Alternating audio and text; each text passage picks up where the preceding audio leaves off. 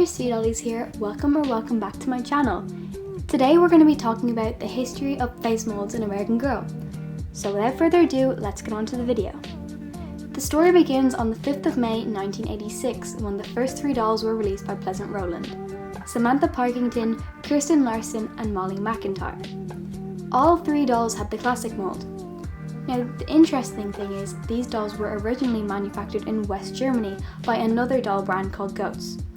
Pleasant Company did draw a lot of inspiration from them, so you can see even today the similarities, what's changed, and even some inspiration behind the face molds.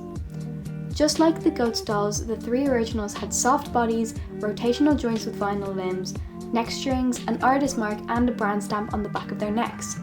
They were very similar height and size. I'm going to put a few photos on screen to show you because I just find this incredibly interesting. You can see the similarities between them. I mean, this Goats doll looks almost exactly alike to the original Samantha. I actually have a Goats doll myself, so if you guys would be interested in seeing a video comparing her between an American Girl doll, I would be very happy to do that, so comment down below.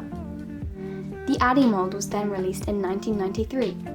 Addie was a historical doll added to the line, making her the first African American doll for the company. Addie remains available at American Girl today in two versions, her current blue dress version and her 35th anniversary edition, which is a replica of the original. She has never been retired, even though the three originals have been multiple times each.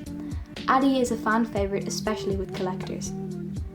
The first Asian mold, better known as the infamous No. 4 mold, was released in 1995 along with the Girl of Today line, which was the first contemporary line in the company's history. No. 4 dolls are highly sought after. They go for hundreds on eBay. Needless to say, I do not have one to show you. The doll was retired in 2011 and the mold has not been used since, although there is rumours of it being used once again. The Josefina mold was released in 1997, first being used for Josefina Montoya, a historical character living on a ranch near Santa Fe, Mexico. This mold in recent years has surpassed the classic mold in how common it is. Many collectors would tell you it is overused. The Kaya mold is a beautiful mold for Native American historical character Kaya, who was first released in 2002. Mattel had bought Pleasant Company back in 1998, so this was around the transitional period between Pleasant Company and American Girl. Kaya was the first ever doll in the company not to be showing her teeth, as the Nez Perce tribe informed American Girl that it was considered an act of aggression in their culture.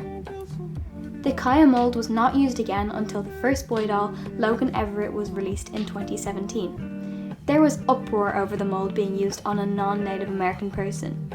Many believed it was very disrespectful.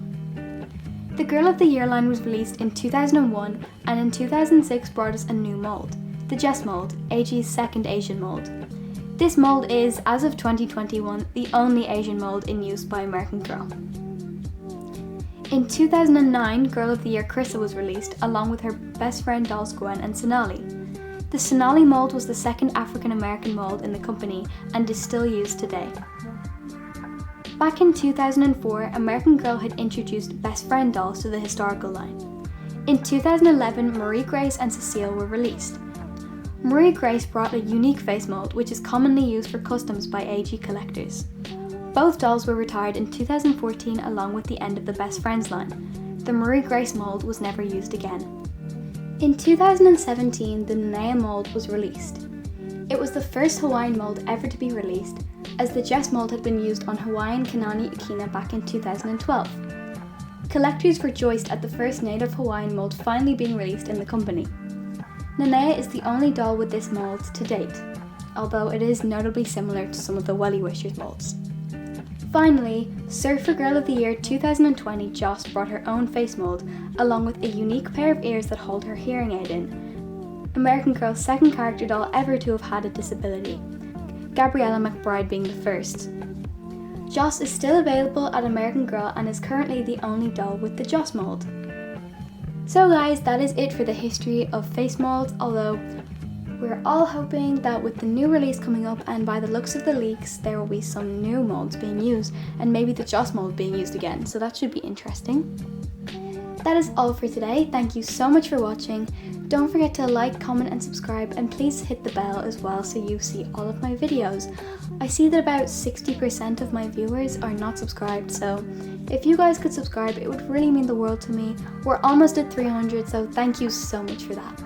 I'll see you guys all next week. Bye!